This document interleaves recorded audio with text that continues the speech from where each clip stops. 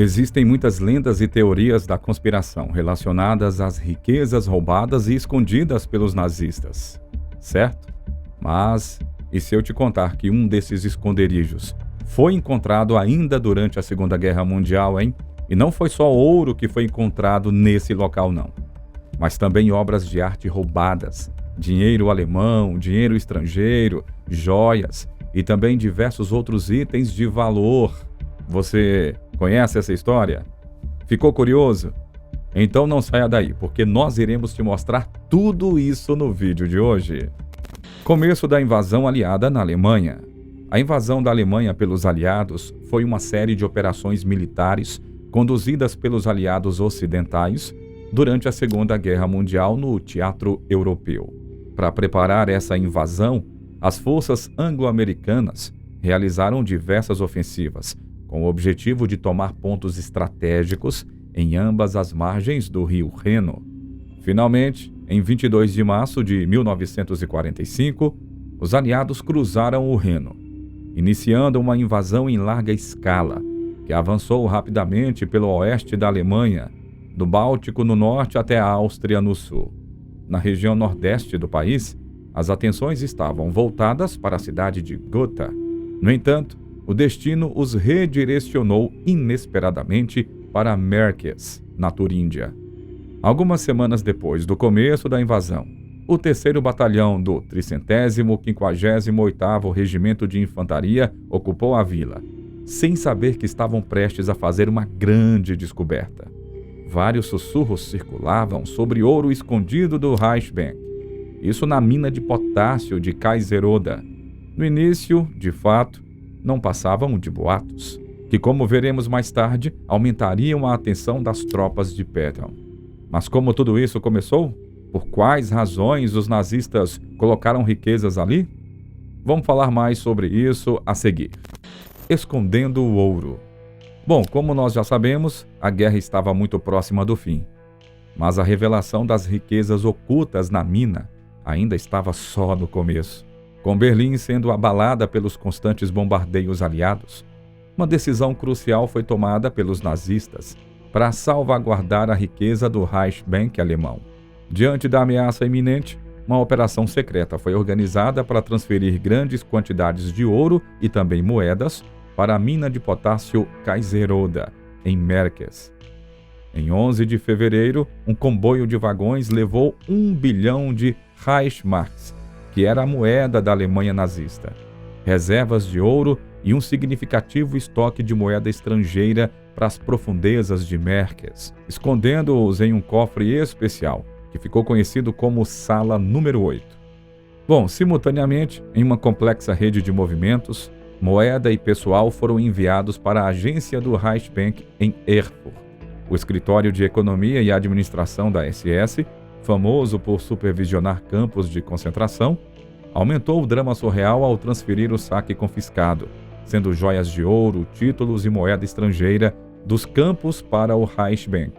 Em março de 1945, sob a supervisão de Albert Thoms, chefe do Departamento de Metais Preciosos do Reichsbank, o saque da SS chegou a Mérquez. Então as barras de ouro e prata, junto com uma coleção de tesouros escondidos em malas e baús, foram armazenadas na famigerada Sala Número 8. Antecipando o caos iminente do período final do conflito, o ministro da Educação do Reich ordenou a evacuação dos tesouros de arte para as minas em março, procurando protegê-los da destruição inevitável. O Dr. Paul Ortwin-Heff foi incumbido de supervisionar a transferência de 1/4 dos principais acervos dos 14 principais museus estaduais prussianos para Mérquez. À medida que o Terceiro Exército se aproximava de Mérquez, houve tentativas desesperadas de retornar as reservas, incluindo obras de arte para Berlim. No entanto, o avanço implacável dos americanos e o caos logístico provocado pelos feriados da Páscoa acabaram frustrando esses esforços. No dia 2 de abril, a prioridade mudou para o Reichsmarks. E em 4 de abril, um grupo de funcionários do banco correu para Mérquez para recuperar a moeda. Com a chegada iminente das forças americanas, o caos tomou conta da situação. Oficiais alemães auxiliados por trabalhadores poloneses, tentaram retirar apressadamente a moeda, mas os americanos em avanço interromperam esses esforços. Diante da iminente captura, alguns oficiais fugiram, incendiando documentos comprometedores, enquanto outros tentaram desesperadamente devolver o dinheiro para a mina. Informações confiáveis chegam aos aliados. Somente no dia 5 de abril começaram informações confiáveis sobre este ouro escondido ali aos soldados aliados, quando alguns franceses, que possuíam conhecimento direto, revelaram à seção de inteligência G2 os tesouros escondidos na mina. A resposta foi imediata, com o tenente-coronel William Russell verificando as alegações e mobilizando tropas para proteger as entradas da mina. Compreendendo a seriedade da situação, o major-general Herbert Ernest ordenou reforços do 357º Regimento de Infantaria. Apesar disso, prevaleceu a cautela. Em comunicação com Patton, o general Menton Ed recomendou que a captura do ouro não fosse confirmada até que houvesse uma verificação definitiva. Essa descoberta trouxe à tona a dispersão estratégica dos ativos do Reichsbank, uma resposta aos bombardeios aliados que ameaçavam Berlim. Em fevereiro de 1945, o presidente do Reichsbank, Walter Funk, organizou a transferência de reservas de ouro, avaliadas em 238 milhões de dólares, para a mina de Merkes, com o intuito de proteger as finanças da Alemanha dos danos causados pela guerra. Se fosse confirmada, a captura das reservas de ouro alemãs em Merkes teria uma importância estratégica crucial, potencialmente prejudicando a capacidade da Alemanha de obter materiais de guerra vitais e acelerar o fim da guerra. Em 7 de abril de 1945, militares interrogaram civis para revelar os locais ocultos onde as propriedades do Reich estavam armazenadas na mina de Merkes. Bom, antes de seguirmos em frente, eu quero ter certeza de que você esteja conosco até aqui. Compartilhe nos comentários qual história do passado mais te fascina e que você adoraria ver por aqui no nosso canal. O comentário mais interessante será fixado e será o nosso tema de vídeo. Não deixe essa oportunidade escapar. Conte a sua história agora e faça parte da nossa jornada. Início das buscas. Novas descobertas foram feitas em Spriggen, Lembach e Ansbach, prontamente asseguradas por forças destacadas, incluindo tanques do 1º Batalhão do 357º Regimento de Infantaria. Com base nas informações obtidas, a busca começou. Às 10 horas da manhã do dia 8 de abril, um grupo diversificado, composto por Russell, fotógrafos do Signal Corps, Have e oficiais de mineração alemães, desceu 2.100 pés na mina de Merkes. Eles encontraram 550 sacos de Reichsmarks ao longo da principal via de transporte. Avançando, localizaram o cofre principal, selado por uma espessa parede de tijolos e uma imponente porta de aço. Apesar das tentativas fracassadas de abri-lo, foi confirmada a presença de ouro por trás dela. O general Ed foi informado e Patton ordenou a explosão da porta do cofre.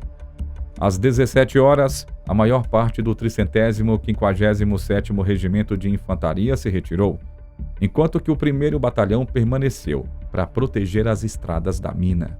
Naquele mesmo dia, um grupo liderado pelo general Ed e Russell entrou na mina. Engenheiros utilizaram dinamite para abrir o cofre, revelando a sala número 8. Ela estava repleta de um tesouro impressionante.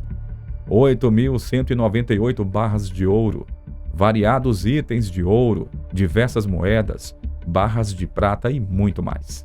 A magnitude da descoberta levou o general Ed a cancelar a ordem de retirada, instruindo o 357º Regimento de Infantaria a garantir a segurança da mina.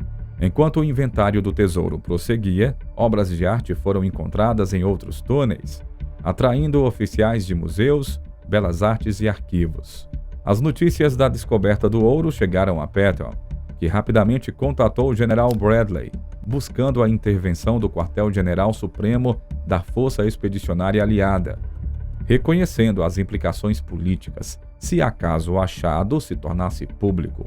Como vice-chefe do ramo financeiro da Divisão G5, do Quartel-General Supremo da Força Expedicionária Aliada, a SHAEF, a jornada do coronel Bernard Bernstein começou com uma manchete no Tribuna de Nova York. A sua preocupação com a autenticidade dos relatórios levou a discussões cruciais com o coronel Barrett do Terceiro Exército e, posteriormente, com o brigadeiro-general McSherry, no quartel-general avançado em Haines. Descobertas chocantes.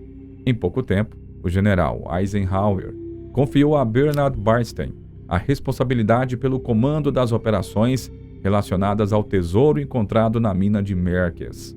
Enfrentando desafios na comunicação e também incertezas sobre o conteúdo do tesouro, Bernstein, coordenando-se com Barrett e agentes no local, confirmou que a mina abrigava mais de 100 toneladas de ouro, moeda estrangeira, Reichsmarks e pinturas valiosas. Eisenhower ordenou a Bernstein que garantisse a transferência do tesouro para um local mais seguro. Sob as instruções do general Crawford, Bernstein, junto com o tenente-coronel Carl Morris, organizou a movimentação do tesouro, escolhendo o edifício do Reichsbank em Frankfurt, após uma inspeção completa. Com a colaboração de oficiais locais, planejaram detalhadamente a aquisição e também a realocação do tesouro. O general McSherry requisitou o local. Engenheiros prepararam para o armazenamento seguro e Bernstein e Barrett finalizaram os planos. Em 10 de abril, Bernstein inspecionou a mina Marquez, coletando informações de oficiais. Uma reunião com o general Patton confirmou o apoio à missão de Eisenhower. Enquanto os oficiais da MFAA Stout e Webb lidavam com os tesouros de arte, Morris garantiu a transferência segura da riqueza. Em 11 de abril de 1945, Bernstein recebeu uma diretiva crucial para preparar a entrada principal da mina para uma visita do general George Patton, às 9 da manhã do dia seguinte. Bernstein fez todos os preparativos, incluindo a disponibilidade de civis alemães para interrogatório. Na hora marcada, Patton ainda estava em seu quartel-general com os generais Eisenhower e Bradley. O trio chegou à mina por volta das 10h30 da manhã. Descendo nas profundezas por um elevador, Bernstein e Patton, com humor nervoso, expressaram preocupações sobre a segurança da operação. Eles se dirigiram à sala número 8, onde Eisenhower, visivelmente comovido, testemunhou os despojos de guerra. Entre os itens de ouro e prata, arrancados de lares europeus, e também malas cheias de joias saqueadas, foram feitos planos para inventariar e transportar os tesouros para Frankfurt. Bernstein revelou que alguns itens tinham uma origem sombria, tendo sido roubados de vítimas de campos de concentração. Mais informações descobertas. A decisão inicial de Patton em manter segredo foi questionada por Bradley, levando-os a discutir a distribuição do ouro entre soldados ou sua reserva para compras pós-guerra. Enquanto a noite avançava, a seriedade do momento se intensificou com notícias preocupantes do presidente Franklin Roosevelt.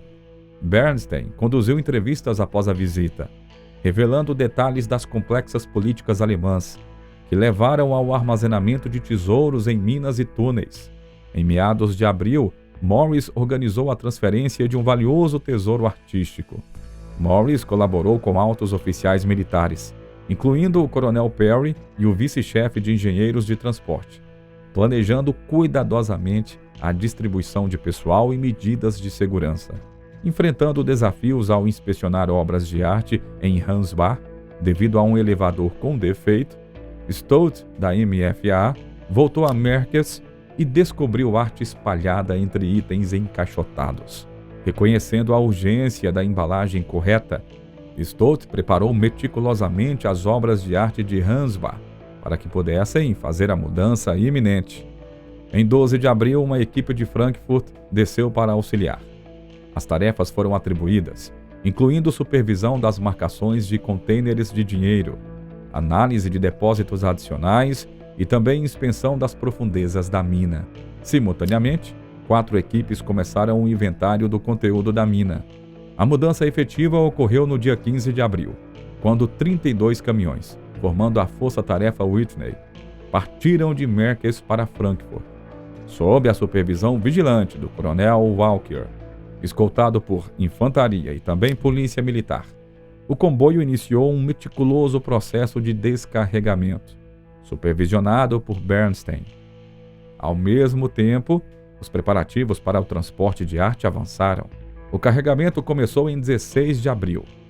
Bernstein, consciente dos ativos ocultos, propôs um plano pós-mudança para procurar ouro nazista. O comboio de arte, agora chamado Força-Tarefa Hansen, partiu para Frankfurt, guiado por Stott e pelo capitão Dunn. O descarregamento e o armazenamento das obras de arte foram concluídos no mesmo dia, marcando o sucesso na realocação tanto do tesouro quanto da arte. As forças aliadas se depararam com um tesouro inestimável de ouro, prata e moeda, avaliado em 520 milhões de dólares, revelando histórias de riqueza e lançando luz sobre possíveis crimes de guerra cometidos pela SS. Ouro recuperado. Um meticuloso conjunto de registros do Departamento de Metais Preciosos de Toms, detalhando as reservas de ouro do Reichsbank, tornou-se vital para resolver o enigma. Bernstein, consciente da seriedade da situação, urgentemente advogou por uma busca abrangente para então localizar ativos alemães ocultos em minas e enclaves secretos. Sem se deter diante dos desafios e da falta de apoio, Bernstein liderou uma ousada missão cobrindo quase 2.000 quilômetros, inspecionando minuciosamente os Reichsbanks em toda a Alemanha ocupada pelos americanos. Embora os primeiros esforços tenham recuperado apenas 3 milhões de dólares em ouro no Reichsbank, operações subsequentes em maio e junho renderam mais de 11 milhões. Ao todo, foram recuperados 96 milhões de dólares em ouro, conforme registrado nos balanços finais do Departamento de Metais Preciosos. Em meados de agosto, especialistas do Departamento do Tesouro dos Estados Unidos e também do Banco da Inglaterra avaliaram meticulosamente o tesouro capturado: ouro, moedas de ouro, barras de prata e platina, avaliando-os em um total monumental de 262,2 milhões de dólares. Enquanto o verão de 1945 avançava, as moedas aliadas foram repatriadas. Iniciou-se o árduo processo de devolução das obras de arte aos seus legítimos proprietários. O ouro descoberto em Märkis assumiu um significado muito especial. Confiado à Comissão Tripartite para a restituição do ouro monetário para redistribuição entre os países cujas reservas de ouro central foram roubadas pelos nazistas. No entanto, a complicada dinâmica da Guerra Fria atrasou a restituição completa até 1996. Avaliar o valor do saque da SS encontrado em Märkis provou ser um dilema ético. Com o ouro não monetário, saqueado das vítimas da perseguição nazista, sendo destinado à Organização Internacional de Restituição. Julgamento de Walter Funk. O responsável pelo Reichsbank, por essas transferências e por boa parte da economia nazista, Walter Funk, foi julgado junto a outros líderes nazistas nos julgamentos de Nuremberg. Ele enfrentou acusações severas por conta do seu papel no confisco e na alienação de propriedades de judeus alemães pelo Estado, além de conspiração para cometer crimes contra a paz, crimes de guerra e crimes contra a humanidade. Embora tenha argumentado ter pouco poder no regime, ele admitiu ter assinado leis que facilitaram a arianização de propriedades judaicas, assumindo responsabilidade moral por esses atos. Durante os julgamentos, o promotor-chefe americano Robert Jackson o rotulou como o banqueiro dos dentes de ouro, referindo-se à prática cruel de extrair ouro dos dentes das vítimas dos campos de concentração nazistas. Joias, óculos, anéis e outros itens de valor foram sistematicamente roubados das vítimas, enquanto seus bens comerciais foram arianizados e os lucros desviados para o Reichsbank. Funk mostrou angústia durante os procedimentos, emocionando-se ao ver evidências dos assassinatos nos campos de concentração nazistas e precisando de pílulas para dormir. Opiniões variadas sobre ele foram expressas por outros réus e também por observadores do tribunal. Mas a verdade é que os documentos obtidos e os relatórios por Bernstein foram cruciais para provar o envolvimento dele, do Funk, em boa parte dos crimes nazistas. Após ser condenado por várias acusações, Funk cumpriu pena na prisão de Spadel, até ser liberado por motivos de saúde em 1957. Ele acabou falecendo 3 anos depois em Düsseldorf, vítima de complicações da diabetes. Bom, e aí, o que você achou do vídeo de hoje, hein? Já conhecia essa descoberta sobre a mina em Merkers? Tem sugestões de temas para abordarmos no futuro aqui no canal? Assim chegamos ao final do vídeo. Não esqueça de mostrar o seu apoio clicando no botão de like e também se inscrevendo logo abaixo. Isso nos ajuda a saber que estamos no caminho certo, tá?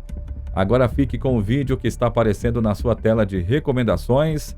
Um grande abraço e até a próxima!